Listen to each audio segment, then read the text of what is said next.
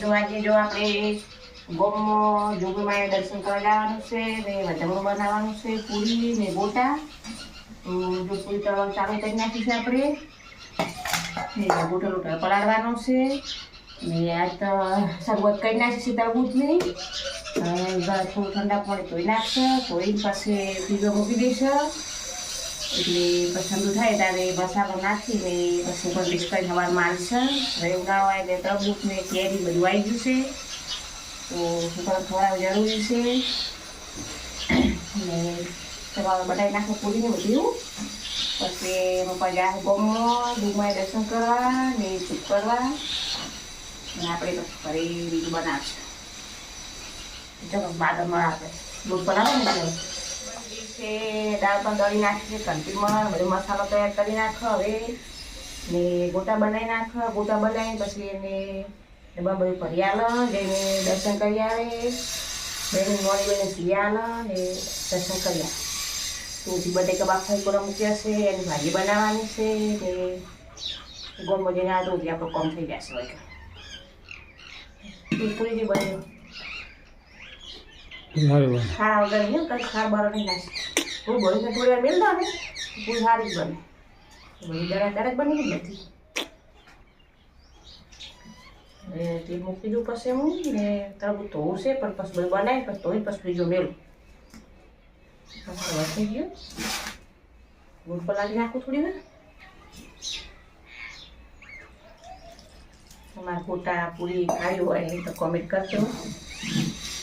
એમ કે હવે ચૈત્ર મહિનો બની ગયો એટલે કોઈ નિવેદ બાકી હોય બે કરવા પડે દીવાના આપણે. કાલે આપણે નિવેદ કરી નાખીએ તો હજુ બાકી છે આપણે ટાઈમ થોડો થોડો કરશ બે. હવે તે નાખીને ડાયરેક્ટ કરવાની માથે ને. કેમ છો? મજામાં? આજે સોમવાર, આજ સોમવાર છે અને આજે અમારે જોગણીમાંનું વધમણું બાકી હતું અમારા ગામમાં.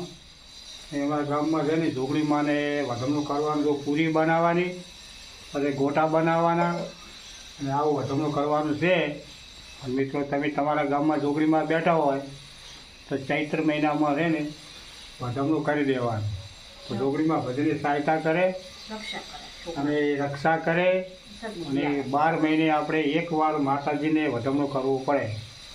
ખાવાનું આપણે બરાબર નોમ પડે જોગણીમાંનું એ તો ખાલી સ્મેલના ભૂસ્યા છે, પણ ગોટા અને પૂરી આવું વધમણું કરી દેવાનું.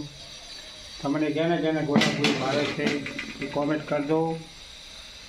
એ પણ બનતા છે ને હવે ગોટા બનાવવાની તૈયારી કરે છે બરાબર. હવે ગોટાનો માવો બનાવે છે ને હું થોડા ગોટા બને તો જોગણીમાં ને જઈ આવું, ધૂપ કરી આવવાનું. ને સરસ મજાનું તરબૂચ લાવ્યો છે. જો તરબૂચ કેટલું મોટું છે. અત્યારે ગરમી છે ને ગરમીનું તરબૂચ ખાવું જરૂરી છે. કેના તરબૂચ ભાવે છે એ કોમેન્ટ કરજો. ના ભાવતું તો કોમેન્ટ કરજો. પણ તરબૂચ તો શરીર માટે સારું. બીજું છે ને પાણી કહેવાય. એને ખાવ હોય કોમેન્ટ કરજો, તરબૂચ મોકલી દઈશ. આપણે દિવસ છે લારીઓ આવે ટોપ.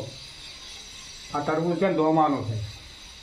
ડીસા દોમાનું તરબૂચ બહુ આ બધું આવે, દેશી તરબૂચ. હવે ગોટા બનાવવાની તૈયારી છે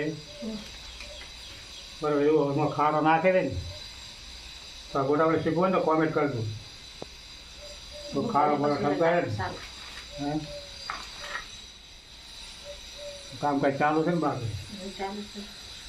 ઓકે માતાજી માટે હવે ડબ્બામાં ભરી આવે, પેક કરી આવે છે ને જે ધૂપાડી આવે બહેનોમાં ગોટા ને પૂરી ને કિલો દીવો કરી લઈ જવાનો છે. પહેલાં દર્શન કરી આવે ને વાગી જશે 7:30 થઈ ગયા છે. તો છોકરા આવી જાય જોશે આયા નહીં તો આરતી થતી જશે. હા 7 વાગે આરતી કરે લોકો. તું તમે આવતા રહે ને હા તમે બધા ભરીએ ને હો. ગોટા બની જાય. થેલીમાં ડબ્બો મેળ દેજો હો. હમ